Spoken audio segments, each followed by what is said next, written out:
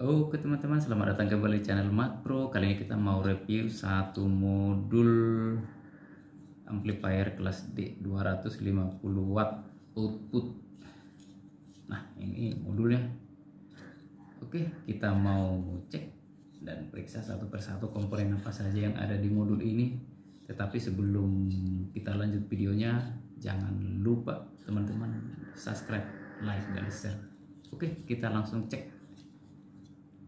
Oke teman-teman, kita mau cek dulu ya satu persatu bagian komponennya.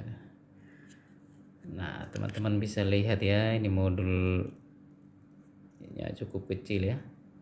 Ini satu modul amplifier kelas D dengan output 250 watt dengan bentuk fisik seperti ini ya. Jadi ukurannya itu dimensinya kecil, dia 5 kali 10 cm saja. Oke, jadi kita bisa cek satu persatu komponen apa saja ini yang ada di pot ini. Oke, kalau kita lihat di bagian atas itu ada satu buah heatsink yang berbentuk horizontal, itu dengan lebarnya itu sekitar 1 cm dan tingginya 1,5 cm dan panjangnya kurang lebih 8 cm. Ini ada menempel, ini yang kaki 3 ini adalah MOSFET. Ada 4 buah MOSFET yang tipenya sama ya. MOSFET ini berfungsi sebagai penguatnya ya. MOSFET ini berfungsi sebagai penguatnya. Oke, kita lihat dulu tuh MOSFET-nya apa modelnya. Oke, tidak jelas. Ini MOSFET-nya itu P40NF10. Ini MOSFET kalau kita dibuka di datasheetnya itu adalah MOSFET yang arus drainnya itu 50 ampere dan tegangan gate source-nya itu 100 volt ya. Jadi dengan menggunakan MOSFET yang 50 ampere kali 4 itu bisa menghasilkan output sekitar 250 watt. Nah, itu di bagian penguatnya. Lalu di bagian yang lain kita bisa lihat ada kapasitor yang warna biru ini. Ini kapasitor kotak 1, 2, 3. Kemudian ada lagi kapasitor kotak yang lain, ada 4. 1, 2, 3, 4. Jadi totalnya ada 7 ya. Ini tempatnya berdekatan ya dengan satu buah induktor yang di dalamnya ada antiferritnya. Jadi ini adalah satu blok, ini merupakan rangkaian LC filter. LC filter, L-nya itu induktor, C-nya itu kapasitor. Nah, ini berfungsi untuk menekan noise sehingga daya atau efisiensi daya yang dihasilkan daripada modul ini cukup tinggi ya. Biasanya untuk kelas D itu sekitar di atas 90 sampai 95% dan itu cukup tinggi dibanding dengan amplifier yang menggunakan topologi rangkaian kelas A, B, AB. Biasanya itu karena mempunyai daya disipasi yang tinggi sehingga biasanya efisiensi daya outputnya tidak mencapai 90% ya. Kalau untuk kelas D itu minimal 90% daripada daya yang dihasilkan ya dari input. Biasanya untuk penguatan bisa melebihi 10 kali ya dari daya inputnya. Oke, lalu di sebelahnya LC filter itu ada trafo ya. Satu buah trafo ini walaupun kecil tapi memang gulungannya cukup gede dengan antiferrit ini.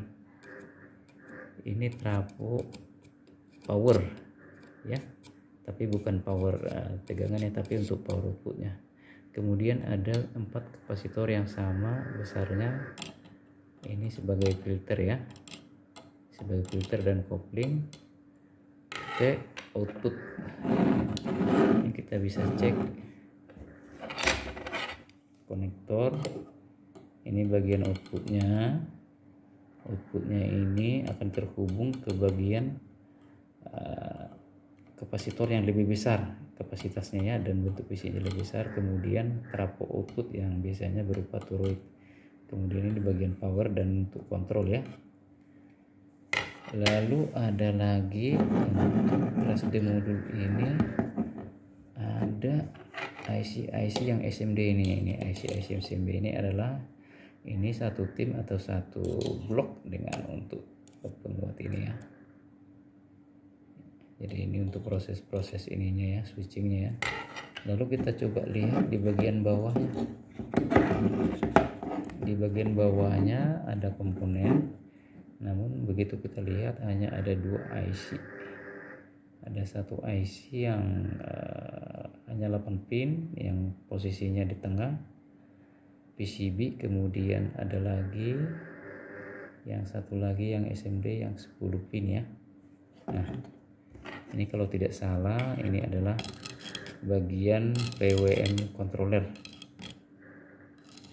Walaupun dia pakai 8, tapi ini bagian PWM controller full switch modulator. Kemudian ini bagian komparator ya.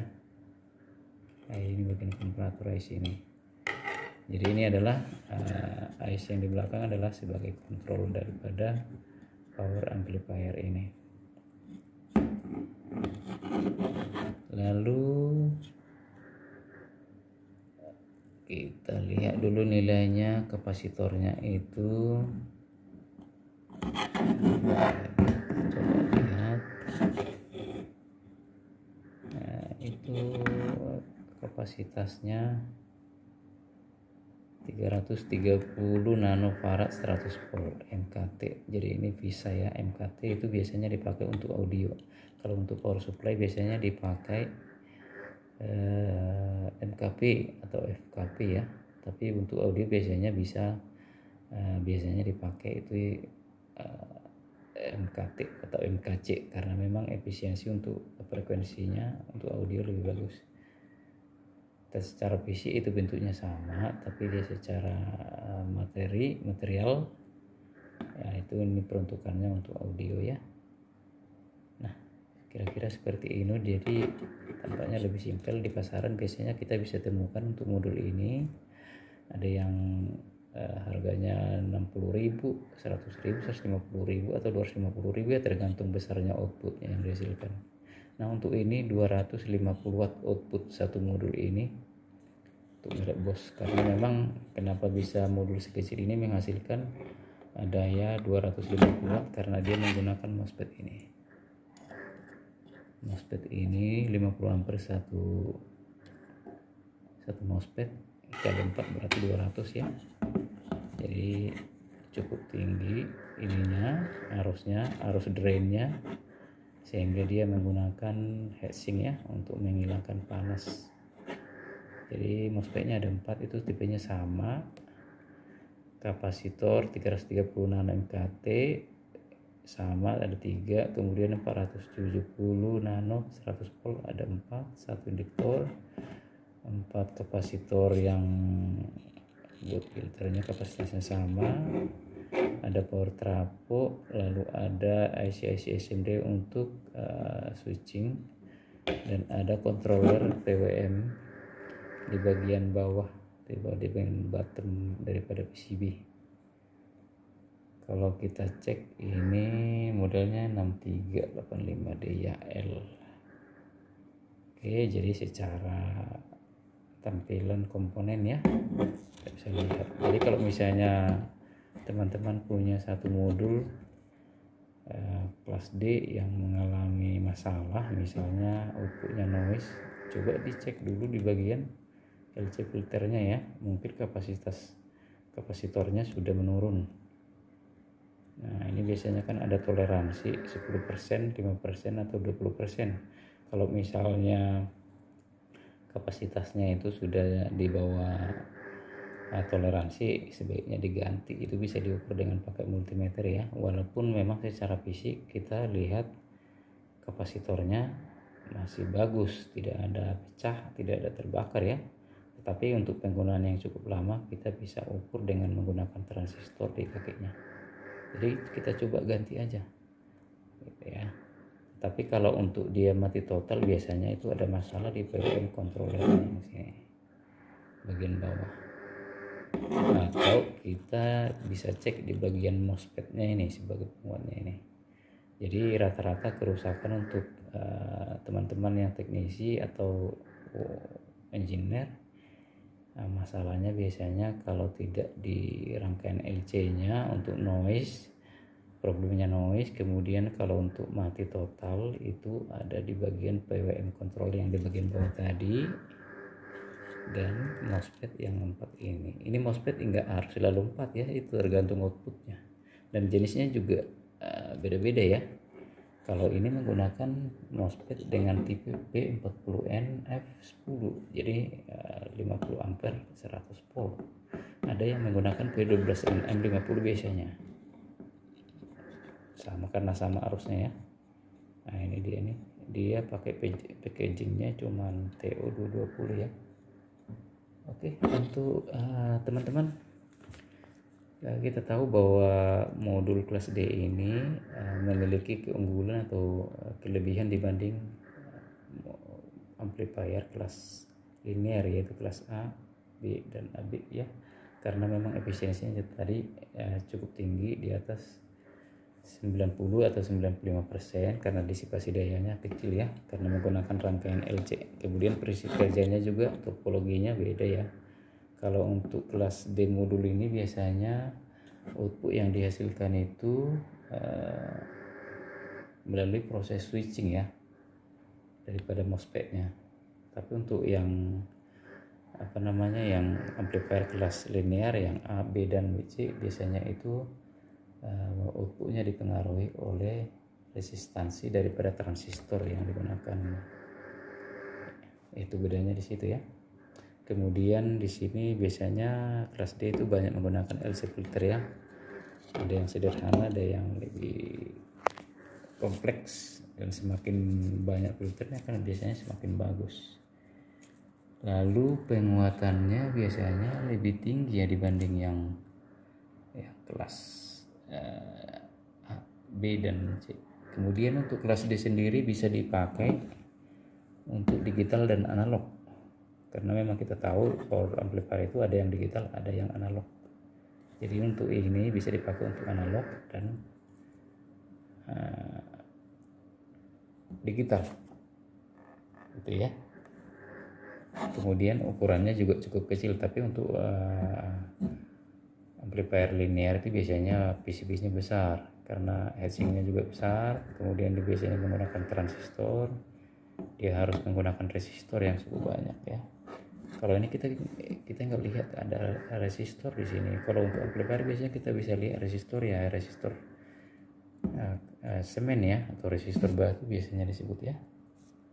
Gitu ya. Jadi walaupun ini kecil biasanya memiliki keunggulan ya, efisiensinya bagus, daya tahannya bagus, lebih kecil, lebih ringkas, kemudian bisa dipakai untuk analog dan digital. Kemudian penguatannya juga cukup tinggi ya. Jadi kira-kira seperti itu. Dan ini akan dikombinasikan dengan rangkaian yang lain ya. Bukan hanya ini ya, untuk satu buah amplifier ini ada biasanya yang menggunakan kelas D modul ini. Bagian utamanya salah satunya di bagian ini. Nanti di bagian outputnya dari sini ya. Di sini outputnya ya. Dari sini buat kontrol yang kayak boot yang lain, dari sini masuk ke trafo output biasanya motoroid tadi kita sebutkan ya. Oke, jadi ini hanya PCB ukuran 5 x 10 cm sudah bisa menghasilkan output 250 watt. Jadi sangat kecil teman-teman. Oke, sekian untuk review satu buah kelas D modul 250 watt merek Bose. Jadi kita bisa bandingkan ya, kalau kita punya kelas D modul lain komponennya tidak harus sama seperti ini, tapi paling tidak modelnya seperti ini ya teman-teman ya. Oke teman-teman, sebelum kita nanti berpisah, jangan lupa di subscribe, like, dan share video kita. Nanti akan ada lagi video-video yang lain yang kita akan upload. Oke, terima kasih, sampai jumpa.